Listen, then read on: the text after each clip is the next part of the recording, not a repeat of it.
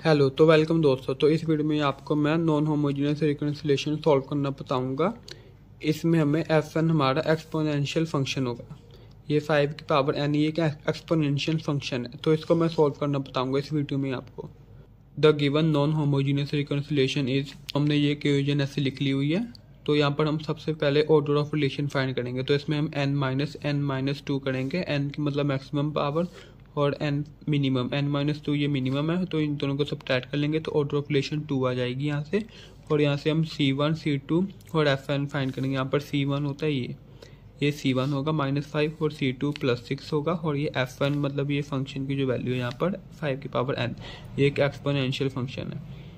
The associated homogeneous relation, तो इसमें ये नॉन होमोजेनियस रिकन्सिलेशन है, तो इसको हम अज्यूम करेंगे ये एक होमोजेनियस रिकन्सिलेशन है। तो इसमें होमोजेनियस रिकन्सिलेशन के लिए हम इक्वल यहाँ पर हम 0 अज्यूम कर लेंगे। यहाँ पर हमने 0 अज्यूम कर लिया हुआ, तो बाकी सेम हमने लिखा है यहाँ पर, और इसको यहाँ पर 0 अज्यूम कर लिया हो। तो सिंपल होमोजेनियस रिकन्सिलेशन आपको दोस्तों सॉल्व करना अगर नहीं आता तो आप मेरी पिछली वीडियो को देख सकते हो। इसी चैनल पे मैंने होमोजीनियस रिलेशन सॉल्व करना बताया हो। अगर आपको नहीं आता तो आप वो देख सकते हो पहले, फिर आप ये कंटिन्यू कर सकते हो वीडियो। तो यहाँ पर होमोजीनियस सॉल्यूशन सॉल्व करने के लिए हम पहले कैरेक्टरिस्टिक इक्वेशन लेंगे यहाँ पर। तो यहाँ पर ऑर्डर ऑफ रिलेशन 2 है, तो ये कैरेक्टरिस्टिक इक्वेशन आ जाएगी a²+c1a+c2 = 0। तो इस कैरेक्टरिस्टिक इक्वेशन में हमने c1 की वैल्यू पुट कर देनी -5 और c2 की वैल्यू पुट कर देनी 6। तो हमने इस क्वाड्रेटिक इक्वेशन को सॉल्व कर लेना है यहाँ पर। तो इसको सॉल्व करने के लिए बस हम यहाँ पर -5a को स्प्लिट करेंगे -2a में और -3a में। तो यहाँ से हमने a कॉमन ले लिया हुआ यहाँ पर, तो a -2 आ जाएगा। और यहाँ से -3 कॉमन ले लेंगे तो a -2 आ जाएगा यहाँ पर। तो यहाँ पर a -2 और यहाँ पर a -3, तो a की वैल्यू एक 2 आ जाएगी और 3 आ जाएगी। तो यहाँ पर हमें a की वैल्यू मिल चुकी हुई है। तो होमोजेनियस सॉल्यूशन में हमने बस a की वैल्यू पुट कर देनी है यहाँ पर।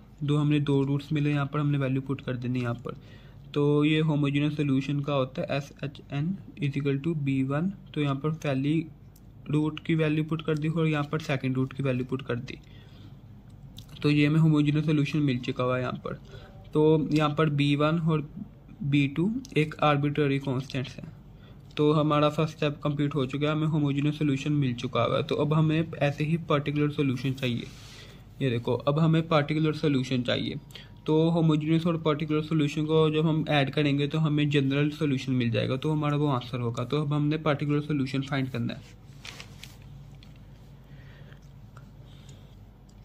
तो पर्टिकुलर सॉल्यूशन फाइंड करने के लिए हम यहाँ पर देख रहे हैं फंक्शन है वो 5 की पावर n, तो ये एक्सपोनेंशियल फंक्शन है। तो एक्सपोनेंशियल फंक्शन के लिए ये हमारा पर्टिकुलर सॉल्यूशन का फॉर्मूला होता है Sn = यहाँ पर d और यहाँ पर a की पावर n होता है। यहाँ पर a जैसे कि कांस्टेंट ये 5 है ना, तो 5 की पावर n हो जाएगा यहाँ पर। ये हमारा पहला स्टेप, ठीक है।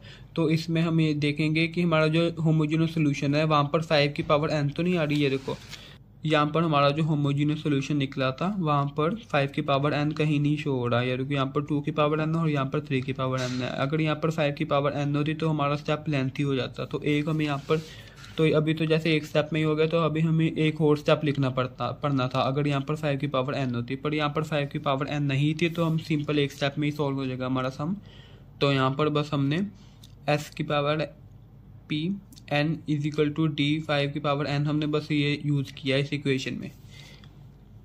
इस इक्वेशन में हमने जैसे Sn को हमने ये एज्यूम कर लिया हुआ, तो ऐसे Sn-1 को हम ये एज्यूम कर लेंगे। Sn-1 को d 5 की पावर n-1 एज्यूम कर लेंगे और Sn-2 को d 5 की पावर n-2 एज्यूम कर लेंगे। तो बस हमने यहाँ पर वैल्यूज पुट किया यहाँ पर और यहाँ पर हमने बस वैल्यूज पुट किया यहाँ पर, ठीक है। ये वाली वैल्यूज पुट किया हमने यहाँ पर। तो उसके बाद हमें यहाँ पर सॉल्व करने के लिए यहाँ पर ये देखो, ये हम एज इट इज लिख लेंगे, ये भी एज इट इज लिख लेंगे। बट यहाँ पर 5 की पावर n-1 को हम ऐसे लिख सकते हैं 5 की पावर n बाय 5 की पावर यहाँ पर 1 लिख दो चाहे। और यहाँ पर भी हम ऐसे लिख सकते हैं 5 की पावर n डिवाइड बाय 5 की पावर 2, ठीक है। इसको हम ऐसे लिख सकते हैं, ठीक है, 5 की पावर n बाय 5 की पावर 2। तो ऐसे लिख देंगे। तो अब हमने ये पूरी इक्वेशन में से d 5 की पावर n कॉमन ले लिया हो, ये बाहर निकाल लिया हो हमने। तो यहाँ पर इसकी जगह 1 आ जाएगा और यहाँ पर डी 5 की पावर एन में बाहर निकाले तो 5/5 ये कट जाएगा 5 से, और यहाँ पर डी 5 की पावर एन बाहर है तो 6/25 आ जाएगा। 5 की पावर 2 25 होता है, तो यहाँ पर ये आ जाएगा। तो यहाँ पर 5 की पावर एन और 5 की पावर एन ये कट हो जाएंगे तो डी आ जाएगा। तो यहाँ पर ये भी 1 - 1 0 हो जाएगा, तो सिंपल 6/25 आ जाएगा। नहीं तो आप इसको अगर नहीं काटना तो आप इस लेंथी मेथड से भी कर सकते हो, वैसे 6/25 ही आ जाएगा।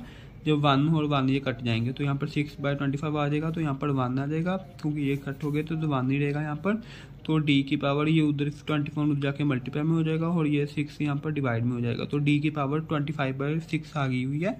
तो अब हमने बस डी की वैल्यू इसमें पुट कर देनी है, यहाँ पर डी की वैल्यू बस हमने पुट कर देनी है, और हमारा पर्टिकुलर सोल्यूशन आ जाएगा, जो कि हमारा सेकंड स्टेप था। तो यहाँ पर डी की वैल्यू हमने ये पुट कर दी हुई है, तो यहाँ पर हमारा ये पर्टिकुलर सोल्यूशन निकल जाएगा। बस डी की वैल्यू 25/6 हमने पुट करनी है, तो यहाँ पर बस हमने कुछ नहीं करना। यहाँ पर ऐसे ही इसको हम ऐसे भी लिख सकते हैं, 25 को 5 की पावर 2 और यहाँ पर 5 की पावर n है। तो देखो जैसे कि आप देख सकते हो a की पावर b इंटू a की पावर d, तो हम ऐसे लिख सकते हैं a की पावर b प्लस d। तो ऐसे यहाँ पर लिख सकते हैं 5 की पावर a मतलब 5 की पावर 2 प्लस n, ऐसे लिख सकते हैं। ये आइडेंटिटी है ये वाली, तो हम सिंपल इसको ऐसे लिख लेंगे, ठीक है।